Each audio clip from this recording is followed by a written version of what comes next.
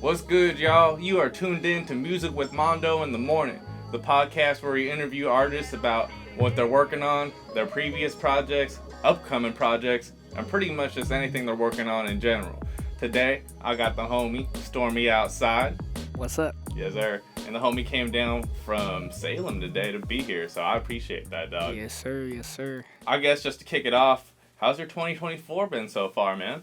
It's been okay. It's been slow, you know. I usually take the winters off, so this month is basically the start to climb back into the busy season. So I'm just chilling right now, ready to get things going. Been working a lot, so just trying to stay busy, make some money, keep it going. You plan out most of your tours and stuff yourself, right? Yes, sir. Yes, sir. So have you been planning anything out this year so far? I am currently booking Noah's, no offense, I'm currently booking his Pieces tour. If you're a venue or somebody that knows a venue and wants to book, hit up my line, bornbrokediefamous@gmail.com. I'm booking his tour right now. We got a few dates locked in. Maybe something later this year. I'm not sure. We're playing it by ear right now. I want to see how the shows go for this first tour, and then we'll see where we're at by then. What are some of your goals for this year, man? I know every year is another move for artists, bro. So I have a goal, and I say this goal pretty much every year, but I still haven't done it yet. I want to release an album. I've been doing this stuff for almost 13 years, like performing, rapping, and stuff. And so I have never released an album. I've always released like mixtapes, EPs, stuff like that, but I've never actually like put together a full-length project.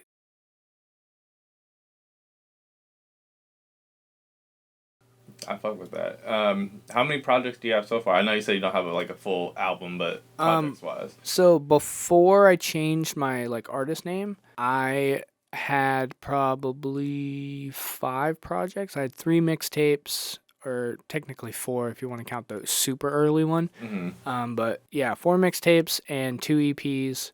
Since I changed my name, I've only been dropping singles. But yeah, I definitely want to like create something cohesive and something that people can be like, oh shit, like this is like an actual like album experience, like something like that. I know that albums are like downplayed now, that like it's fucking 2024, people like don't listen to albums, but like I want to make something like that. That's a personal goal for me. I think you should make an album. I'd listen to it. I'm still an album person. Like, you watched C-Med and my podcast last week, and we talked about how like, people don't really appreciate albums anymore, but albums especially, like, that's one of the main elements of like storytelling for rap. You know what I mean? Like, I want to say like an album is kind of like a book in that way, and an EP is like a chapter, and like a song is like a page. Yeah, like, yeah, you know what I'm saying? Yeah. That's it. Yeah, hell yeah. Yeah. That's a good analogy. Yeah. Yeah, no, I definitely like when I was growing up, like I would have like this CD player that I'd listen to, and I just listened to albums all the way through. I just and I feel like that's lost now with the streaming and stuff. Yeah. Like even before like they started really pushing the playlisting and stuff, I was listening like when J. Cole dropped 2014 Forest Hills Drive, and Kendrick dropped To Pimp a Butterfly and stuff like that. I was listening to whole albums. Yeah, me too. Yeah. Before they were dropping like, oh, like now listen to all these playlists that have all these different songs on them. I'm like, I don't give a fuck about those playlists. I do listen to playlists. Brockhampton has the This Is Brockhampton playlist, and they have like a shit ton of albums. So Yeah. I've been listening to a lot of that. Their recently. group's like huge too, so like it's easy to put something together. Yeah. I've been listening to them for a while, but like I don't know why. Just like in the last like 2-3 weeks, I was like, I need to revisit these albums, So it's on shuffle, so I'm getting like from the beginning to the end kind of thing. I think they make good albums. I really like Bleach 3. Yeah. Yeah, that's the one with the blue face, right? Yeah. I think that's the best one in my opinion.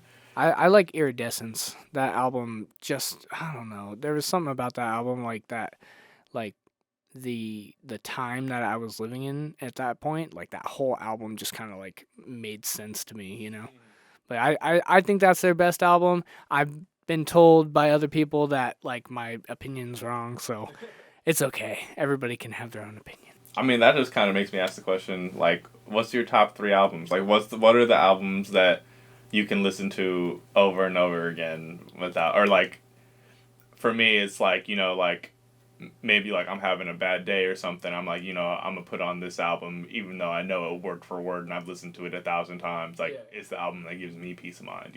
I'd have to say number one would be Because the Internet by Childish Gambino. Okay.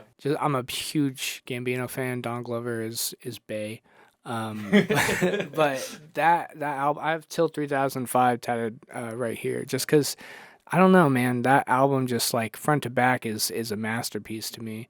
And I can listen to any song on the album, like even Flight of the Navigator, that's like 6 minutes long. Like, just like let me vibe out, you know? That's number one for Yeah, sure. and that's a really good storytelling album. Yeah, like yeah. that is one where like every track like flows into the next one. Yeah, Yeah. I read the screenplay with it when the album dropped, and I was Mhm. reading the screenplay as I was listening to the album. That's cool. So I was like getting that full experience, you know. Mhm. And then I'd have to say Autobiography by Vic Mensa. I'm a super big Vic Mensa fan. I feel like he is slept on so hard in the Chicago scene. Uh, that album is super good. Homewrecker is really good. Coffee and Cigarettes is really good. Any song on that album, just like Memories on 47th Street, like everything just slaps with that album. So, that one is definitely number two. And then, number three, I guess I'd have to say, because I'm a big Machine Gun Kelly fan. Okay. His newer albums, like the pop punk stuff, I love them. And his new album, not the Tickets to My Downfall, but Mainstream Sellout. They're every song on that track list is a banger. I'm sorry to all the people that are MGK haters. I'm a fan, okay? And Mainstream Sellout, fire. That album is really good. I like Mainstream Style. I actually personally think Tickets to My Downfall is better. It definitely had the like we're just trying this. We're going for it, you know? And then Mainstream Sellout was kind of like, okay, that worked, so we're going to do it He's again, like, I'm you gonna know? stay in this genre. But Yeah.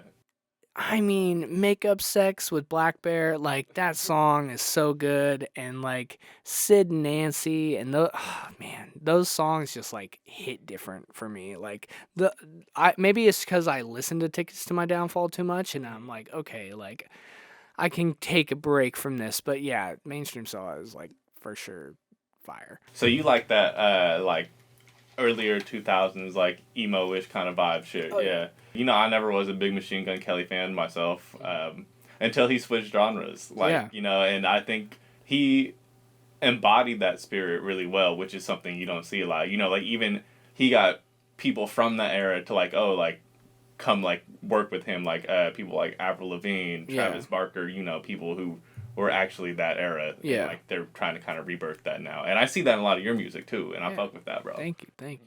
Now, I definitely I felt like the need to reinvent myself when I changed my name and stuff, and I definitely had that same kind of like, this is like a thing that's burning in me that I need to get out, you know, and that's kind of where Ghost came from, you know. That song was is a true story, and it literally like embodies that whole year of time that I was like going through the worst. Now I'm losing friends left and right, and me and my baby mama broke up, and so it was like I'm going to channel all this into one song and make something that I feel is a perfect representation. And at the time, I wasn't trying to do that. I was just trying to write a song, but like now I'm like, that's what I was doing. Like I was like, it's crazy how like things like come to fruition like that, and then you realize, oh, that was therapy. That's what I was like, that's what I was trying to get out this whole time, you know. I definitely took that route because I was listening to a lot of MGK, and I was like very influenced and inspired by it. So I was like, I'm gonna switch things up, try something new, you know. And I pride myself on being a songwriter, you know. Like when I write, I want it to come out the best way possible, at least to make sense, you know? Writing and then performing the lyrics and stuff, like, it's just the best way to channel your emotions. So, like, that's basically what I was trying to go for, is, like, write down something that really channeled that emotion, and that's kind of where Ghost came from. Kind of like what I've talked about in every podcast up to this point, you know, the stuff that's hard for you to write and record is the stuff that connects with people. And Ghost is definitely one of those songs, you know, like I see it at every show I'm at. That's the one people are screaming and like getting down to, bro. Dude, it literally like makes me so happy because it is my favorite song I've ever wrote. And to be able to perform it and have everybody, pretty much everybody in a venue sing it back to me. Like, I don't even have to sing the song. My birthday show, I could have just held the mic up, you know, and let everybody sing the song. I don't know what it is about it, but they just drove to that song and really resonated with them, which is great because, I mean, it the lyrics behind the song kind of fucked me up, but you know, it's nice to have them, you know, have that moment with some, you know, the experience, you know. I'm all about the experience. That's why like I've been performing for so long, is like I want to make every show an experience. I pride myself on like performance. I pride myself on my songwriting. So to go to a show, perform, and see that interaction with people that, you know, oh wow, they really resonate with this. Like that's a beautiful thing to me. Moving on to our next topic. So family life, bro. So you said your son's 3 now? Yes. Yes, sir. So how do you balance your family life and being an artist, dude? It is not easy for sure. It slowly but surely it's getting easier. He just turned 3 in August, and so his 4th birthday is coming up soon too. It takes a lot because I'm working all the time too. So I'm working 6 days a week right now. Oh shit. And then when I'm not at work, I have my kid. Me and my baby mama, we have a good, you know, co-parenting thing. So we, you know, every other weekend, you know, and then I have him during the day. She takes him at night so I can take him to school and everything. So that's definitely difficult when you really have other stuff to do and you're working all the time. And, you know, that's why I kind of like take the winters off just so I can stack up a little bit, focus on what I need to focus on. And then when it's time, I get back into it and it's full force and we're going hard and we're just making it happen, you know? And then I take my time to be an artist. And I feel like some people can't find that balance. I feel like I've done a pretty good job at finding the balance of it. Obviously, there's always going to be, you know, sometimes where I can't. Like the last couple months, I haven't been able to, you know, come down to Eugene and like work with Third Squad. Even though I love you guys, I know I love you guys. I know I will be there soon. I promise. But yeah, like it, you know, it's just life. Like you just got to find that balance, and I'm always trying to find the balance, and sometimes I can't find the balance, and then sometimes I have the balance right in front of me. You know, like it's life. But yeah, I'm working on it. Like, and my son is incredible. He's such a smart kid. Like, he's the best. Literally my best friend. I tell him all the time. I'm like, hey man, you're my best friend. And he's like, yeah, Dad, yeah. And I'm like, I love you. And he's like, I love you. I'll fuck with that. It's the best. Has any of your like musical genes or like instinct rubbed off on him yet at this point? Oh yeah, no. What's funny is I was playing. It's the one with me, Denny, C-Mad, Noah. Is it low? Is it low? Yes. Yes. Yeah. I was playing that song, and he was singing Denny's part. Oh, really? Yeah, and you know the whistle that he does. Mm-hmm. He was like just vibing, dude. And he even asked because his sister, his older sister, she'll play my music all the time at their house, and so he always wants to hear the Ghost song. Yeah. And he always wants to hear the Swing and a Miss song because he just vibes with them, you know. He's like, play the Ghost song. It's really nice. Like I'm hoping part of him wants to like invest some time into like learning some music and stuff, and I'm all for anything that he decides to do. His sister actually was like, I want to be a rapper. And I'm like, no, you don't. I mean, you can, you know, I'm going to support you either way, but like, you don't want to do that. Being a rapper is hard to make money, you know, so. Until you make it, yeah. Until you make it.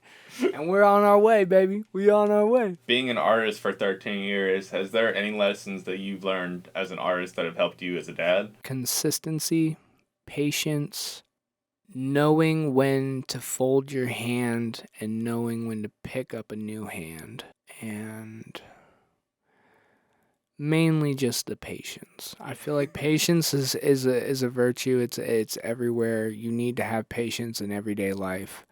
I think that with having a kid, and if you don't have any patience, then you probably shouldn't have had the kid, man, because yeah, I mean, kids take a long time, and they need to learn, and you need to teach them, and they will mess up, and you will mess up, and it's totally fine. But you gotta have patience. You gotta have the consistency to take care of your kids. I learned most of that from music. Passion, you have to be passionate about what you're doing. You have to be passionate about your kids. I love my kids. I love them to death. I love music to death. And I think that my love for music translated into my love for having kids and music. And so I definitely feel like the passion and the persistence and everything that music has embodied throughout my life up until the point where I had a kid, it just carried over. It was just basically the same thing. Like my love for music, how passionate I am, how driven I am with it, it's the same with my kid. Like I want everything for him. I want to make sure that he has the best life to go on to, and I want to make sure that he has everything he needs to succeed just the same way I want to have everything for my music to succeed. Patience, passion, consistency, and knowing when to fold and knowing when to pick up a new hand.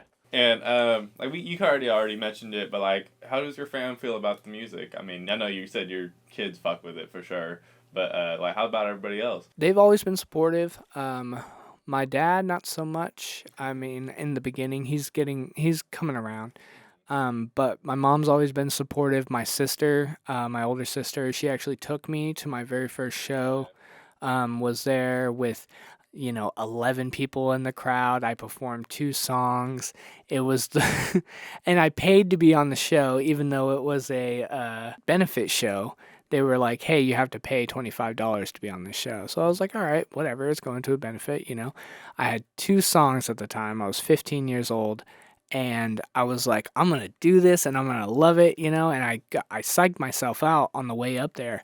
But she's driving down. I'm just in the back seat, like psyched out, like, oh man, I don't know. I don't know if I could do this, And I have my headphones in. I'm like rehearsing my songs over and over again. They're 2 songs, And I get up there. I do the first song, no problem. Don't mess up. Second song, forget the whole third verse. But it was, it was a learning experience. I got off that stage and I was the happiest I'd ever been.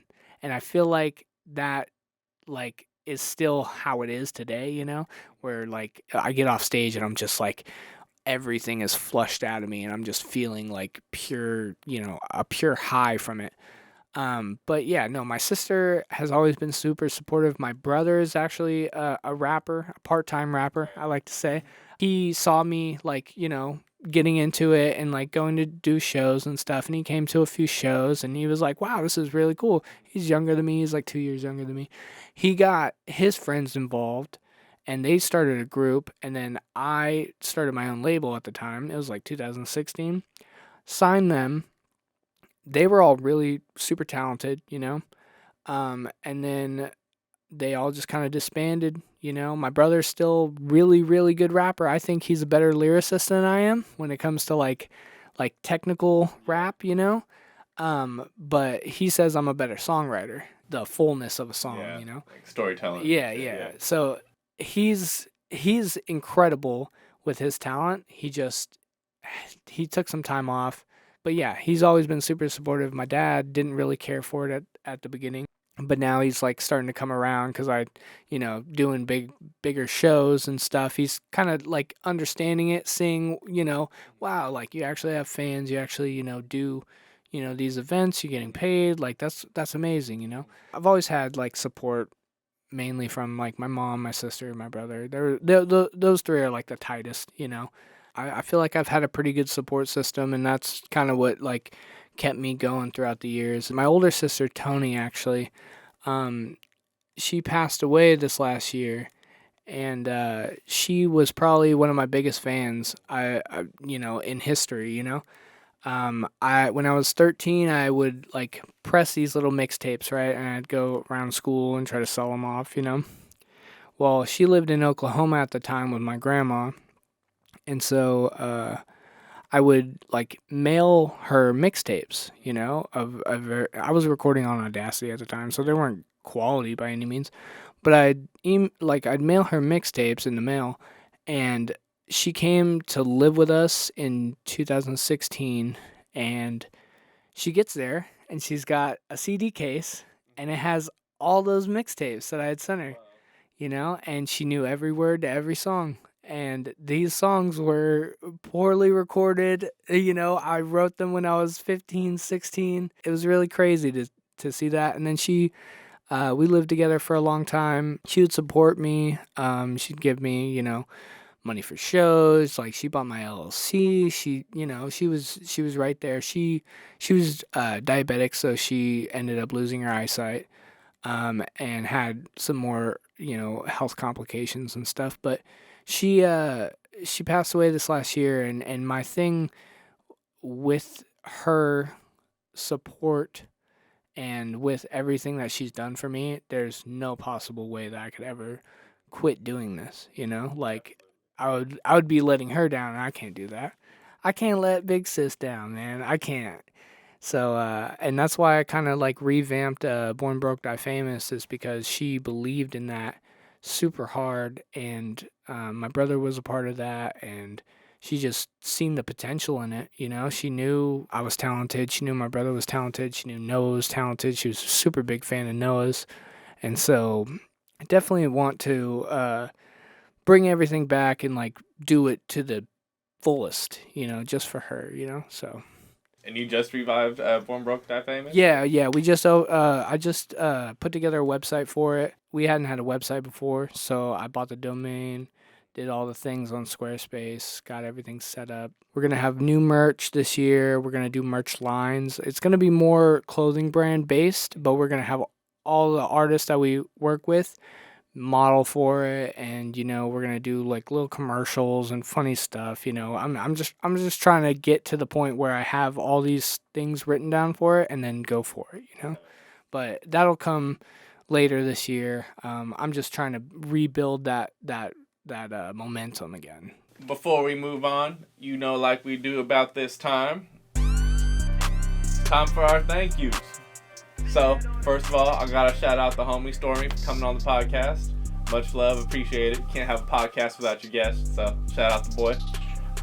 Second, shout out to the University of Oregon School of Journalism and Communication. Like I say, every podcast, we wouldn't be able to be having the podcast because that's where this room is, where the podcast studio is, and all the camera equipment that all this is getting recorded on right now. And then I want to give a shout out to last week's guest, the homie CMADD, CMAD. That's the boy, of course, for coming on as last week's guest, and keep streaming all his shit one day at a time. Great album. You're sleeping if you haven't listened to it yet.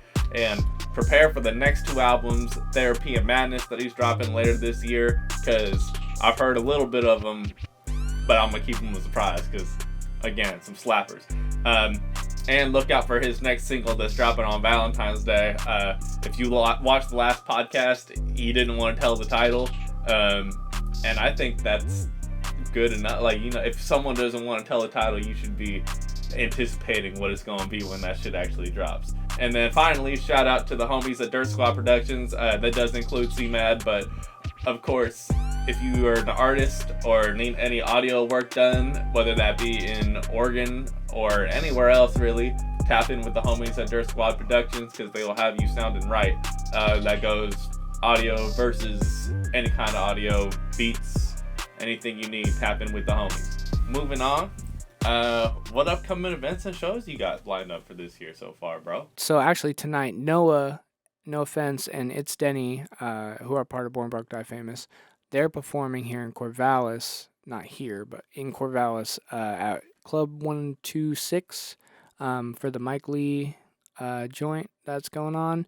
And then February 10th, we've got the Valentine's Bash. We had a switch up on the lineup, so now we've got No Offense headlining. We got myself and then Stano as co-headliners.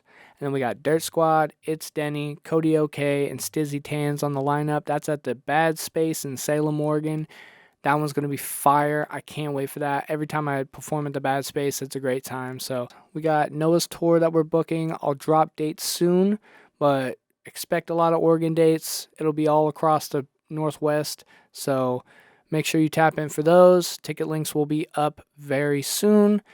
And then, of course, Noah, I know Noah said it on the last podcast that he was on, but we are opening for Dizzy Wright April 19th up in Portland at the Star Theater. That one's going to be lit.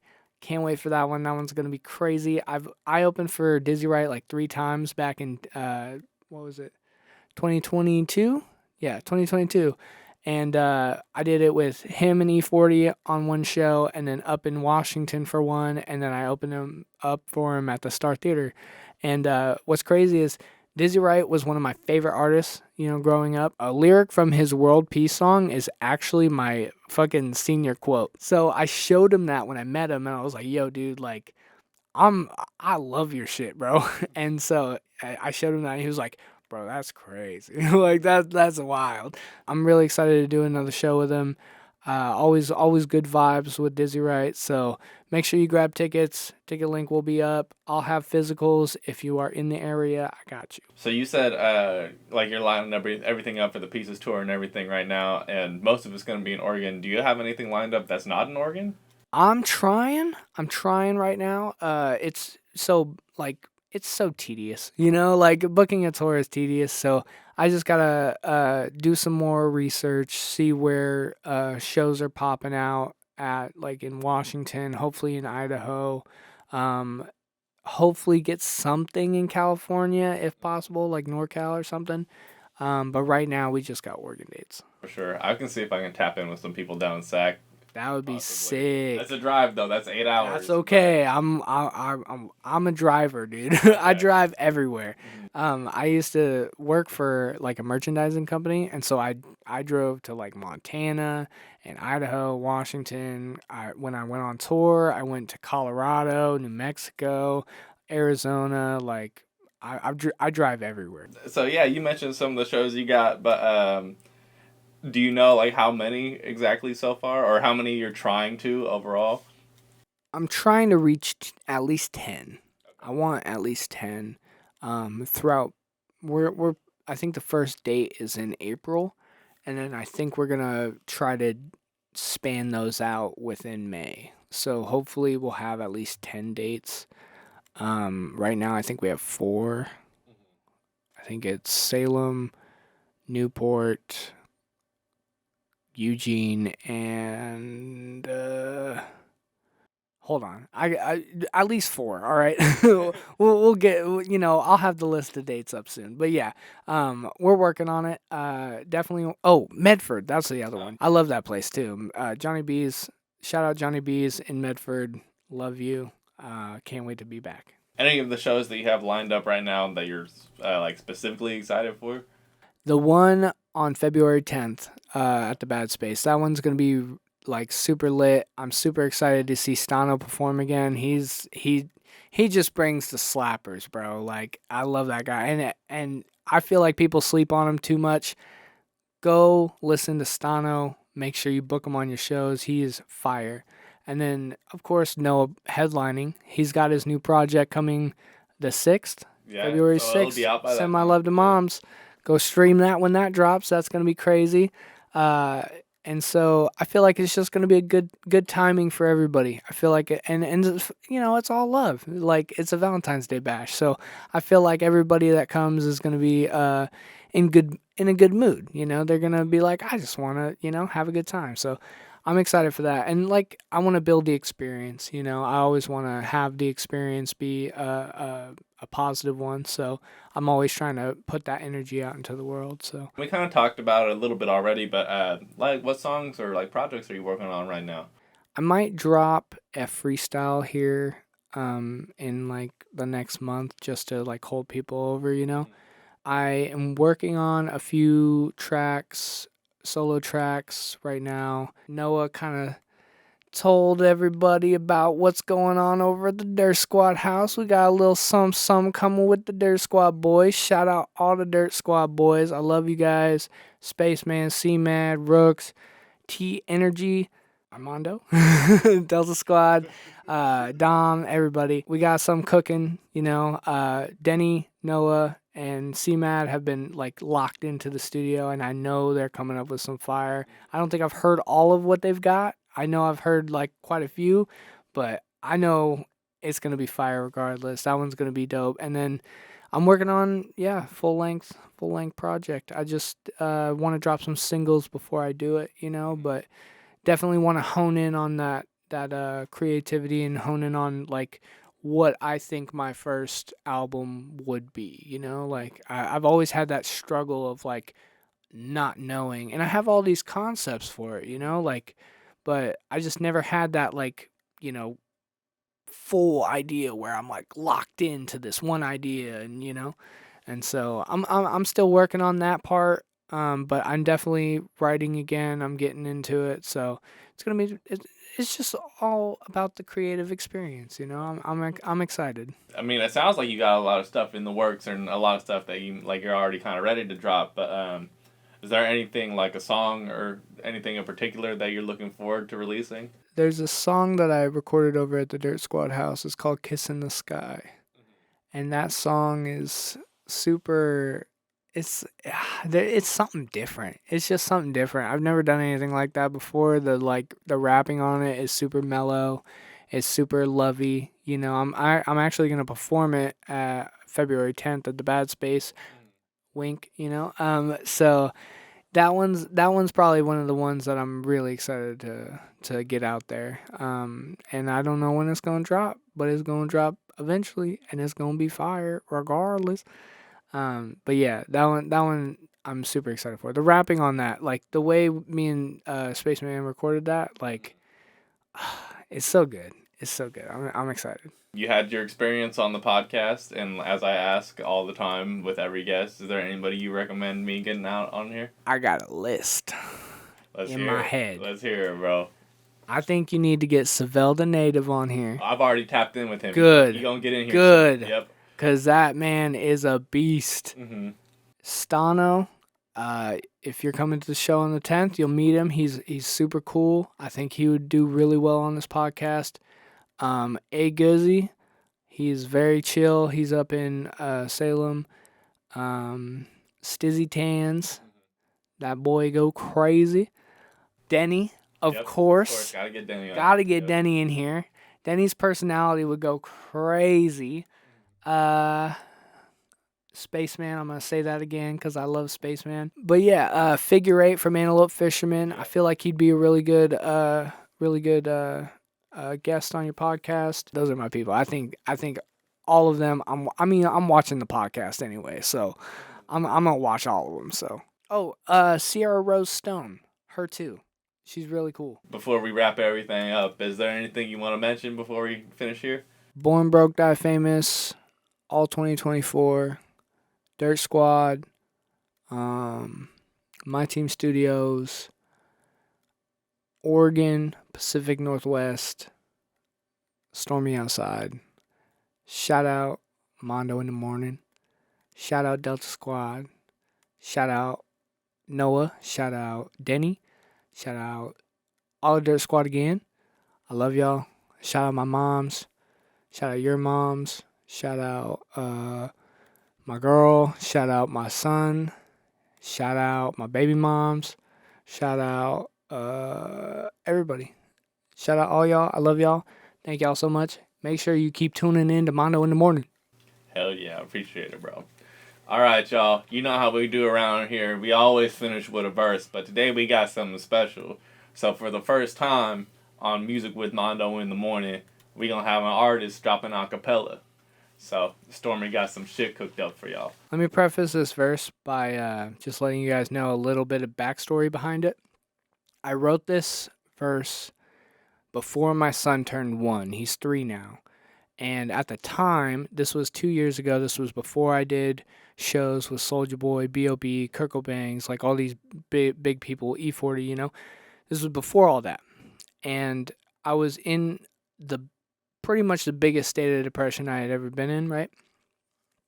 And I just didn't know where I was going, you know. I obviously never going to quit, but I just didn't know what direction I was going to take. This was right before the name change. This was right before everything. So that's the preface before you hear what I'm about to say. My son about to turn 1. Another year more clear that I become another deadbeat rapper that just had a good run. Feel it coming to an end, but if it ends and I ain't done then what's gonna be said when I'm gone? When all he has are these songs to listen back to, don't act like it ain't none. I spent half my life trying to write all my wrongs, now it's on. Yeah, we stay impatient. Voice of another generation, I'm medicating. Spaceship shaking, hoping that I fucking make it. Here the top is pretty vacant, might just lose my reservation. Pioneer Park, still a scrawny kid from staying.